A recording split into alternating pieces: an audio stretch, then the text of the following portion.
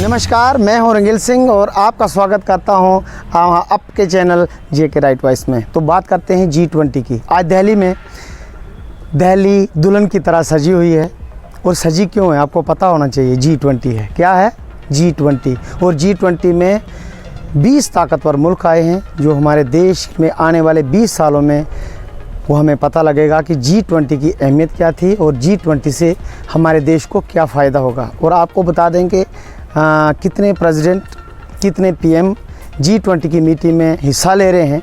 तो कल आपने देखा होगा कि जो बाइडन यूएस के प्रेसिडेंट आए थे, जो सबसे ताकतवर प्रेसिडेंट माना जाता है, अपनी 20 संग गाड़ी लेके आए थे। और उनका जो रिसीव था, मोदी जी ने एक टीम सेट कर रखी है, उसमें जनरल वीके सिंह को सौंपा गया था कि आप जो बाइडन जी को रिसीव करके सीधा 5 कल्याण मार्ग पीएम आवास पे लेकर आएंगे। उसके बाद ऋषि सुनक आ जाते हैं जो ब्रिटानिया के प्राइम मिनिस्टर हैं, और उनकी जो मिसेज हैं वो नारायण मूर्ति जी की बेटी हैं, दैट्स बिलोंग फ्रॉम इंडिया।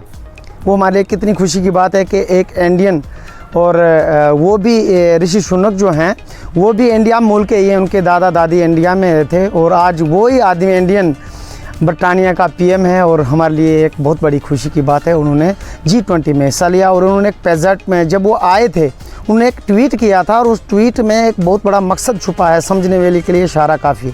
वो ये है कि उन्होंने ये ट्वीट किया था कि बरतानिया में अब कोई प्रो खालिस्तानी जितनी भी मूवमेंट्स चलती हैं, चाहे वो प्रोटेस्ट हो या इंडिया गवर्नमेंट ने भी कहा था कि खालिस्तानी बरतानिया में फूल फाल रहे हैं, और हमारे मुल्क को कमज़ोर करने की जितनी भी साजिशें होती हैं वो ब्रिटानिया से ही तैयार होती हैं। उन्होंने क्लियर कर दिया कि बिल्कुल भी इस मामले में ज़ीरो टॉलरेंस की पॉलिसी रखी जाएगी, और कोई भी प्रो खालिस्तानी हमारे देश में नहीं फूल फल पाएगा, हम इसकी गारंटी देते हैं। और सबसे पहली खुशी की बात, और वो हिंदुस्तान में आ गए हैं, दिल्ली में आ गए हैं।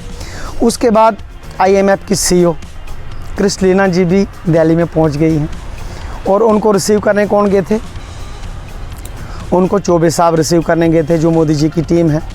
और वो क्रिस्टलिना वो कौन है? वो IMF की CEOs हैं।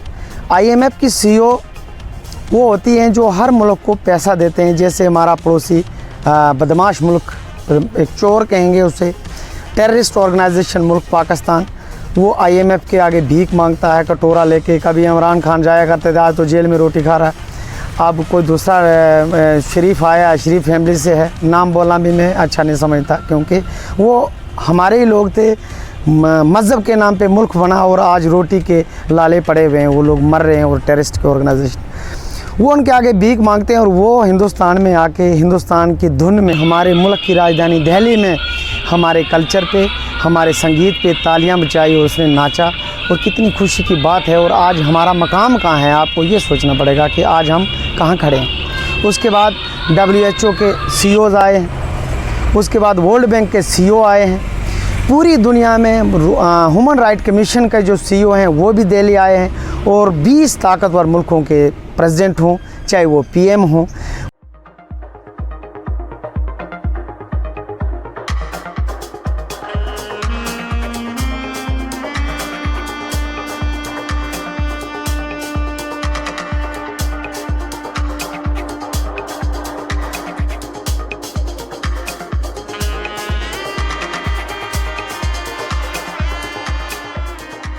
उनके मोदी जी ने 14 विपक्षी मीटिंग्स टॉक्स जो होती हैं, मान के चलो कि हमारा बाइडेन साहब के साथ मोदी जी की टॉक होगी, फिर सुनक साहब के साथ होगी, फिर ऑस्ट्रेलिया का है, फिर कनाडा का ट्रूडो जी हैं, जितने भी ये प्राइम मिनिस्टर और प्रेसिडेंट 20 मुल्कों के आएंगे।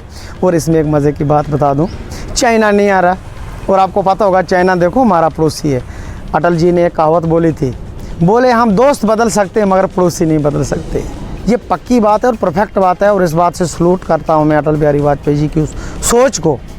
पाकिस्तान को तो हम नहीं बदल सकते, क्योंकि उसका काम है मिलिटेंट बनाना, और हमारा काम है मिलिटेंट ठोकना। क्योंकि आदत सी पड़ गई है, जब तक पाकिस्तान बर्बाद नहीं हो जाएगा, और वही चाइना उसे एक दिन खा देगा, क्योंकि कर्जा दे रहा और अब आस्ता आस्ता ज़मीन ले रहा। कल कहीं ऐसा ना हो कि पाकिस्तान की आदमियों की भी बोली लग जाए, वो भी दिन दूर नहीं है।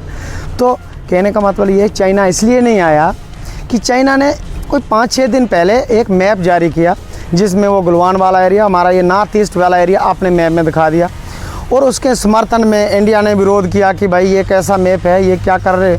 उसके बाद नेपाल आ गया, फिलीपीन आ गया, जितने भी उसके पड़ोसी देश हैं, तिब्बत आ गया, म्यांमार, तो उन लोगों ने एक पूरे वर्ल्ड कम्युनिटी में ये कहा कि चाइना हमारे साथ मनमानी करते, क्योंकि नेपाल छोटा सा देश है, भूटान छोटा सा देश है, म्यांमार छोटा सा देश है, तिब्बत को तो चाइना ने निगल ही दिया, अब नाम का ही बचा बेचारे। इंडिया में आप खुद अंदाज़ा लगाओ कि तिब्बत का जो दलाई लामा है, जिसको वो अपना भगवान मानते हैं, उसमें उनकी आस्था है, हम उन्हें सलूट करते हैं। वो हिंदुस्तान की स्टेट हिमाचल प्रदेश की तहसील, वहाँ पे रहते हैं, कांगड़ा तहसील में रहते हैं, मनकोटगंज उसका नाम है, वहाँ पे गवर्नमेंट ने जगह दे रखी है। और तिब्बत का जो मज़हब है, उनका जो कल्चर है, उनका जो लैंग्विस्टिक इम्पॉर्टेंस थी, उनकी जो धरोहर थी, उनके जितने भी थे वो अभी हमारे हिमाचल से फूल फल रहे हैं। आप अंदाज़ा लगाइए कि हिंदुस्तान क्या है और चाइना क्या है। चाइना को ये डर लग गया, थोड़ा पीछे हट रहे हैं, मगर आपको टॉपिक में समझाने के लिए थोड़ा डेप्थ में जाना ज़रूरी है, ऐसे नहीं समझ पाएंगे आप। बहुत मेहनत लगती है और मेहनत कर रहे हैं और आपका पूरा सहयोग चाहते हैं हम।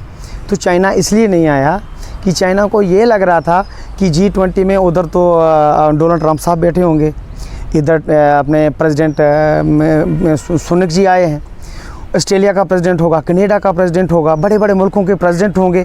तो जब मेरे मोदी जी आंख में आंख मिलाकर बात करता है, इस बात को मानो, इस बात को आपको मानना ही पड़ेगा कि मोदी जी ने साफ कह दिया कि चाइना की वहाँ इंसल्ट होनी थी और इंसल्ट से बचने के लिए शी जिनपिंग ने कहा कि मेरा सेहत में गड़बड़ी है। वो देश जिसने कोरोना पैदा किया, वो देश जिसने पूरी दुनिया में कोरोना ऐसी दी कि हज़ारों करोड़ों लोग चले गए, वो चाइना है। और चाइना इस डर से नहीं आया। तो मैं इसलिए कहूँगा कि ये भारत के जितने भी देशवासी हैं, उनको मैं मुबारकबाद देता हूँ G20 की, और ख़ास करके दिल्ली, हरियाणा और उसके आसपास के जो लोग हैं G20 में सहयोग करें। कोई भी ऐसा आदमी आपको लगे कि ये हमारे लिए ख़तरा है, इमीडिएट पुलिस के साथ सहयोग करें। और G20 में आने वाले वक्त में हमारे देश का तकदीर बदलेगा, ऐसा मेरा भरोसा है। और एक बार मैं फिर आपसे कहूँगा कि चैनल को ज़रूर सब्सक्राइब करो। आपका ही चैनल है, हमारा तो नाम है, हम तो मेहनत करते हैं, ये चैनल ही आपका है। एक लाइक करने से साहब आपकी बिल्कुल शान में कोई कमी नहीं आएगी, बल्कि प्राइड बढ़ेगा, क्योंकि आपको तो कुछ लगता ही नहीं है। इसके बदले में आपको इन्फॉर्मेशन देते हैं। अपनी राय रखिए, कमेंट रखिए कि हम किस मुद्दे पे बात रखें। इसके साथ ही जय हिंद, फिर मिलेंगे, स्वस्थ रहिए, नमस्कार।